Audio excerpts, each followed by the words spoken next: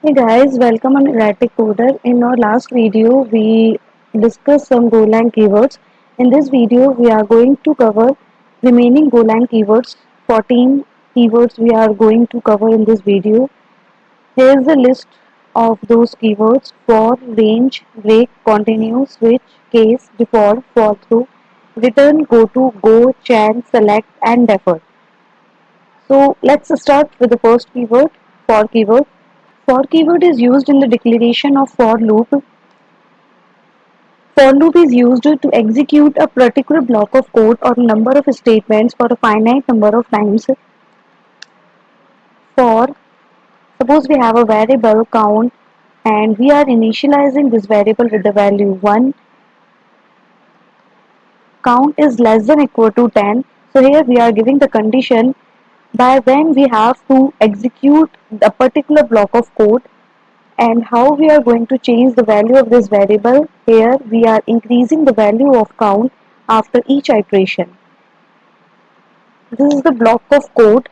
Here I'm just trying to print erratic coder. So this particular statement will execute this line 10 times, and after each iteration it will increase the value of count variable. Here it will check the condition. If this condition gets true, then it will execute this particular statement. Let's run this code. I hope you all know the run command of Golang. It's go run, and the name of the file here, the name of the file is keyword underscore part 2.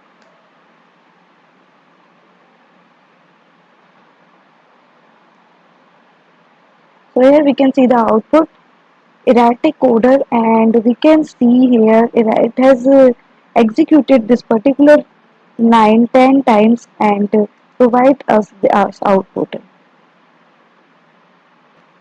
We can do the same thing with the number of values. The least number of values can be defined in the form of list. Suppose I have a list, the name of the list is L1, and this list contain string type of the values. Let's suppose the values are ABC, DEF, and GHI. Likewise, I can declare the for loop and can iterate over this complete list. So for this, I'm going to use second keyword, that is range. Here I'm using the range keyword with list L1. This range keyword provides two values. First is the index and second is the value. Here I'm going to iterate over this list L1, print index as well as the value. So here we can see the output. At 0 index we have a value ABC in the list L1. At first index we have a value DEF, and at the second index we have a value GHI. So this is the use of range keyword. It iterates over the list. Third keyword is break. Break keyword is used with a specific condition within a for loop. Suppose I have a condition value is equal to DEF, and at this specific condition I want to come out of this for loop. So I can use the break keyword here. Break keyword is used to come out of the loop at some specific condition. So here I have defined the condition that the value should be equal to DEF, and with this condition I am using break keyword. So what it will do, for the value ABC, loop will execute it normally as it was running previously, but when it gets the value DEF, for this particular value it finds break keyword and it will come out of the loop. It will not execute for any further values we have in the list.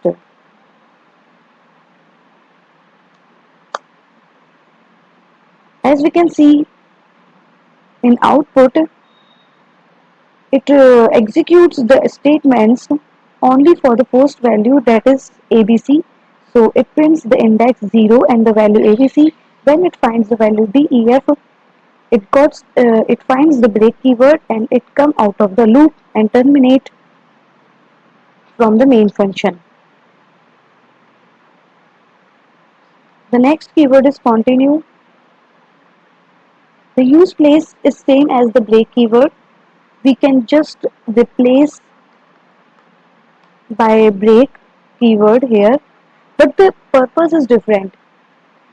Break keyword is used to come out of the loop at some specific condition, whereas we use the continue keyword to skip that particular iteration.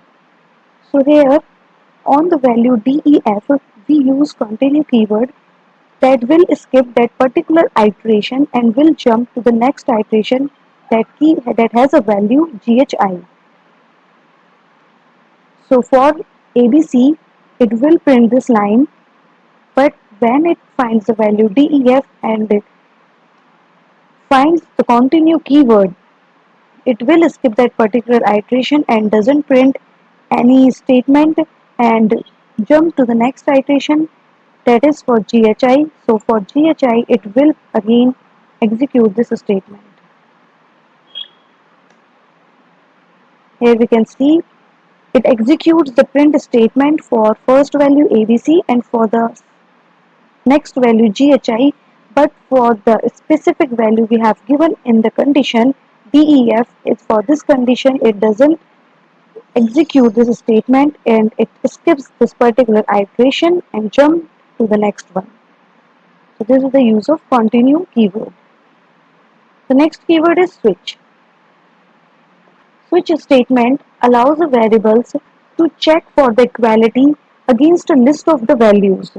Suppose I have a variable var1 that contains an integer value 10, and here I need to check the value of this variable.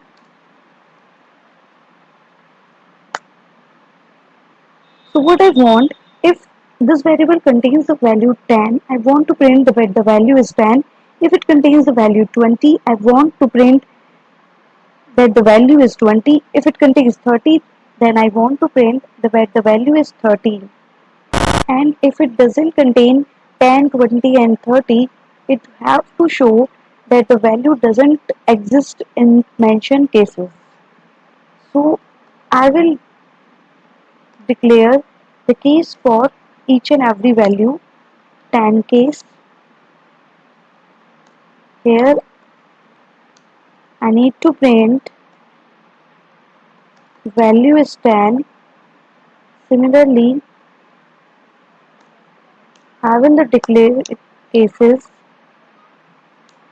for 20 and 30. Now we have a default case in switch statement that works when none of the mentioned cases exist.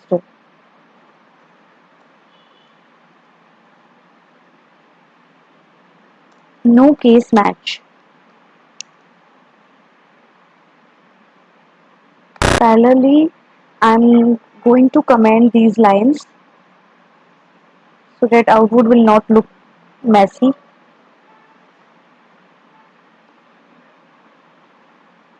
Running this code. Okay, so it's saying value is 10. Here we have declared a variable that contains a value 10. After that, we have declared the switch statement by using switch keyword. It contains three cases and one default case, where it matches with the first case and it executes the statements that comes within this case. Here it is printing value is 10. Suppose this variable contains the value 100, so it will not match any mention case. In that case, it will follow the default one and will execute all the statement that comes within default case. So here output is no case match. So in this switch statement, we covered three keywords: switch, case, and default. Switch, case, and default. The next keyword is fall through. Here we saw if variable has a value 10, then it will match with the first case and will execute the statement that comes within first case, and after that it will come out of the loop. But with the use of for to statement, it transfers the control to the next case that matches with the value. As we can see, the value is of the variable is 10, so it will match with the first case. In first case, we have used for through statement. So what it will do, it will jump to the just next case, and the next case here is case 20, where we are trying to execute this statement that says value is 20. Whether the case condition matches or not. So here we can see value is 10, and in under this case we have used for to statement, so it will transfer the control to the next case, and the next case is case 20, so it means value is 20. Again, if I used for to statement in case 20, so in that case it will transfer the control to the next one, and that is case 30 itself. So here we can see value is 10, value is 20, and value is 30. Although it matches with the only one cases, but because of this for to statement, the first from control transfer from the first case to the second one, and because we have used for to statement in the second case also, it transfer the control to the third case itself. So this is the use of for to statement. The next keyword is return. Return keyword is used to return any type of the value from a function to a caller statement. Suppose if we have a function func1, and here I am trying to print a line that says I am in a function, and this function return a value by, and according to function declaration syntax we have to give the type of the value it is returning. So this is the function that returns a string type of value, and it is returning a value by here. Let's call this function at the end.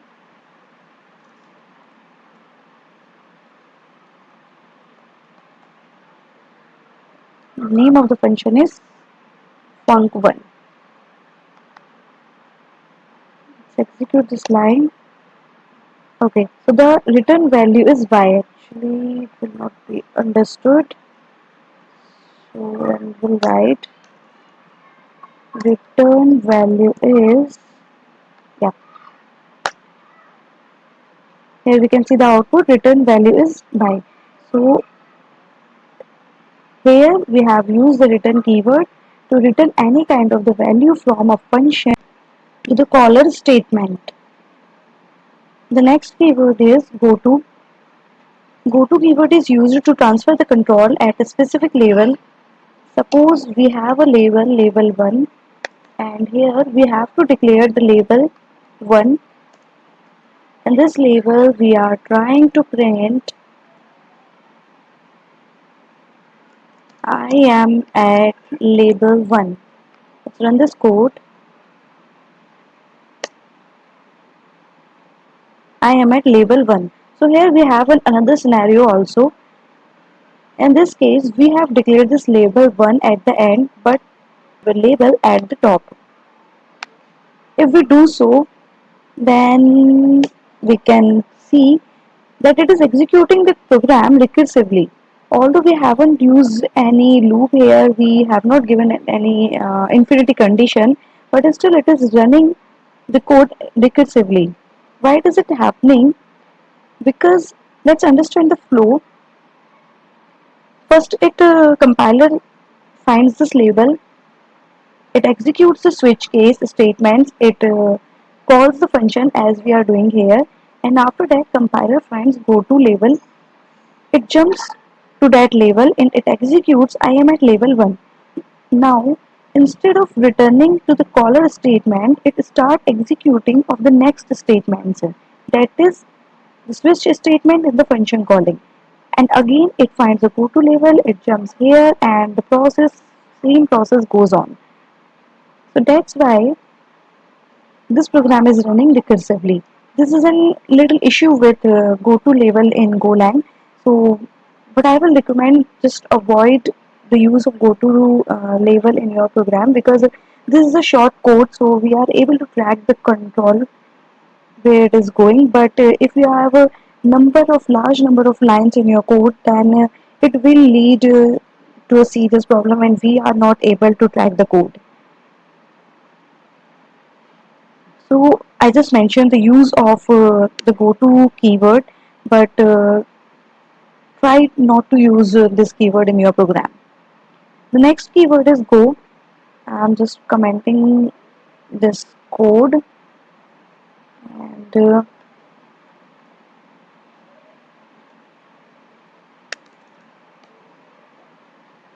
getting this statement here to make it understandable. Now the next keyword is go. So go keyword is used to call any function as a go routine. Suppose we have the function go root. Yeah. So firstly, Go routines are the Golang basic function, but the difference is Go routines are executed as a separate thread. Without main function, we cannot create any Go program. So main function treats as a main thread.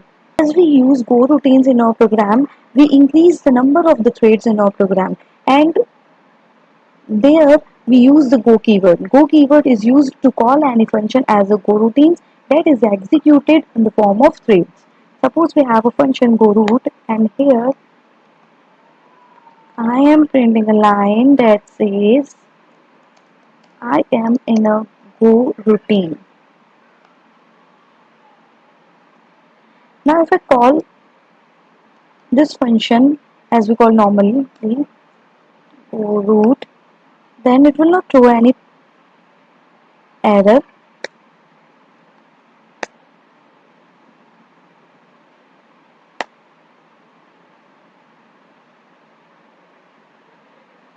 Okay, I just used the wrong syntax. It should be like func. Fine. So that it is saying I'm in a go routine. There's no issue, but I can call the same function with the go keyword, and now it will work as a go routine and will execute as a thread. So now in our program we have two threads. The first is the main thread, and the second is this go routine that will execute it as a thread. Let's run this code again. If you now you will see that it is not executing the statements that comes within a function, it just executes the statements that comes within main thread. It calls a function and provides a return value. Why is it happening? Because here we have two threads, and the concept is when the compiler executes all the statements that comes within main thread, it terminates the program, and it doesn't wait for other coroutines to get completed. Here we have two threads. First is the coroutine and the second is the main thread. This is the only statement we need to execute in the main thread. It completes the execution of the main thread, and it terminates the program. It doesn't wait for the execution of this routine. So that's why we are getting the output of only main thread. We are not getting the output of go routine. So to avoid this issue, we can give a time pause here. For this, I am going to include time library in my program, and this time library contains a function sleep, and I'm giving the pause of 5 seconds here. Now I'm again running my program. Now it is saying I am in go routine. That means thread 2 is getting executed, and after waiting 5 seconds it will start the execution of main thread. That says I am in a function and will return the value of a function. So this is the use of go keyword. Go keyword is used to call any function as a go routine. or we can say that go keyword is used to call a go routine also. The next keyword is chan. Chan keyword is used to declare the channels in Go language. Channels are basically used for the communication between the Go routines. We can send any value to a channel, or we can receive any value from the channel. The name of the channel is ch1, and here I am declaring a variable by using make function. Chain keyword I am using here, and the type of the chain is a string. The type of the chain is a string implies that the channel will contain the values of type string. Suppose I am sending this channel variable in here. Oh, I will call this function here and passing this channel to a go root function c1 chan and string. This function will receive a channel as a parameter, and here I am sending a value erratic coder in this channel. After that, I will printing a line that channel value is set. And to set a value, or to receive value from a channel, we use this channel operator here. So we have sent the value to this channel. Let's run this code. Okay, so it calls the go routine, that is this value is set, and after that it starts the execution of the second thread, that is main thread. So you can see that it doesn't execute this line that says channel value is set, because after sending the value to a channel, it waits to receive the value from a channel, and after that it starts the execution of further statements. Now the question is, how will we get to know that the channel is ready, or the channel is has some value? We can get the value from the channel, because if we try to get the value from a channel that is blank, that doesn't have any value, it will throw some error. So there is some mechanism by which we can check if the channel has some value or not. So here select keyword comes in. Select keyword is just like a switch statement. In switch statement, we check variables for multiple values, but in select statement, we check whether the channel has some value or not. So here we are defining a case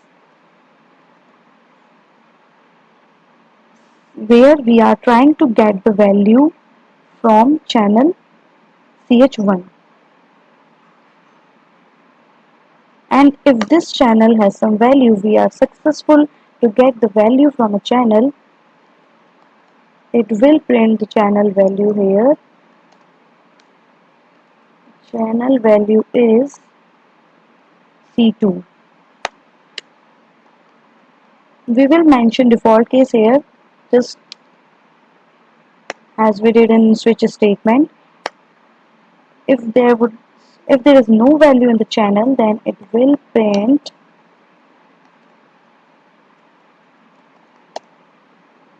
no value found.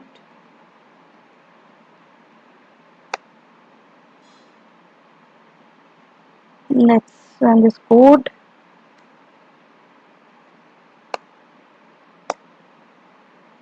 I'm in coroutine. Here it sets a value, it sends the value to a channel, and right after getting the select case, we are ready to get the value from a channel. So here it prints the value, channel value is erratic coder. After that it starts the execution of main thread.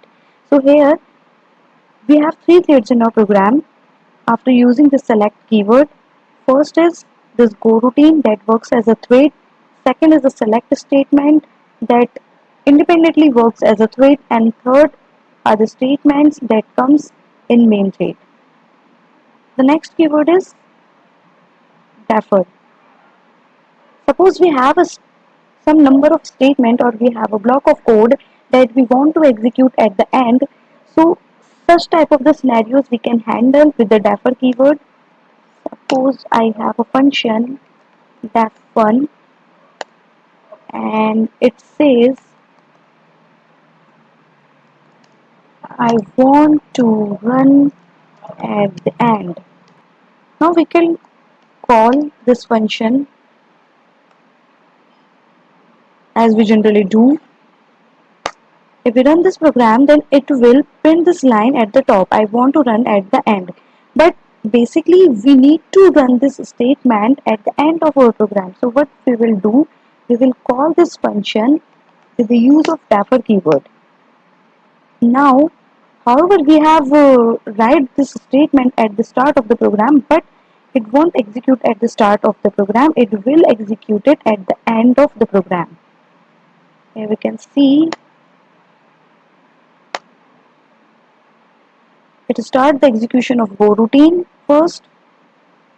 After that, it start the execution of select thread, and then the main thread get executed. And after that, at the end, it executes the defer function that says I want to run at the end. This is all about the 14 Golang keywords. I hope everything is clear to you guys. If something is unclear to you, you can mention your doubts on the comment box. And in our next video, we will discuss identifiers in Golang. So stay tuned and do not forget to subscribe our channel. Thank you.